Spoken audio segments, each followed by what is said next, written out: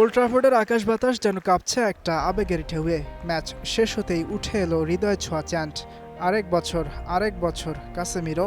হাজারো কণ্ঠে একসঙ্গে গাওয়া সেই গান যেন একটা কান্না মেশানো ভালোবাসার আর্জি। ফ্যানরা গলা ফাটিয়ে চিৎকার করছে, তাদের প্রিয় ব্রাজিলিয়ান যোদ্ধাকে আর একটা মৌসুমের জন্য ধরে রাখতে চায়। মৌসুমের মাঝামাঝি কাসেমিরো ঘোষণা দিয়েছিলেন ম্যানচেস্টার ইউনাইটেডে এটাই তার শেষ মৌসুম। তবে সেই ঘোষণার পর ব্রাজিলিয়ান তারকা প্রতিটি ম্যাচেই টপ নচ পারফর্ম করছেন। প্রিমিয়ার লিগের সবশেষ অ্যাস্টন ভিলার বিপক্ষে ৩-১ ব্যবধানে জয় পেয়েছে ম্যান ইউনাইটেড। ম্যাচের প্রথম গোলটা এসেছে কাসেমিরোর হেড থেকে।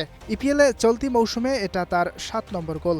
একজন ডিফেন্সিভ মিডফিল্ডার যার কাজ মাঠের মাঝখানে দুর্গ গড়ে তোলা, তিনি কিনা এত গোল করে ফেলছেন, যা অনেক ফরওয়ার্ডের থেকেও বেশি। প্রিমিয়ার লিগে অ্যাসিস্টও করেছেন ২টি, এছাড়াও কারাবাও কাপে ২টি গোল করেছেন, ইউরোপা লিগে ২টি গোল ও ২টি অ্যাসিস্ট। আর ডিফেন্সে তার প্রতিটি ট্যাকল, প্রতিটি ইন্টারসেপশন যেন ফ্যানদের বলছে, আমি তোমাদের জন্য লড়ছি শেষ পর্যন্ত। মাইকেল ক্যারিকের অধীনে টিমটা যেন নতুন করে জেগে উঠেছে। লিগ টেবিলে ৩ নম্বরে জয়রথ চলছে অবিরাম।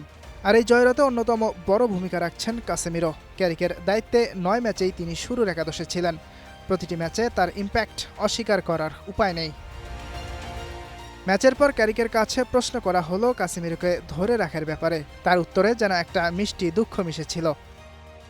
যখন কোনো সিদ্ধান্ত একবার হয়ে যায় তখন অনেক সময় বিষয়টা একটু সহজ হয়ে যায়, কিন্তু ম্যাচের শেষে ফ্যানদের সঙ্গে তার সেই সংযোগ, পারস্পরিক সম্মান, সেটা ছিল খুব সুন্দর একটা মুহূর্ত, সত্যিই হৃদয় ছুঁয়ে যাওয়ার মতো।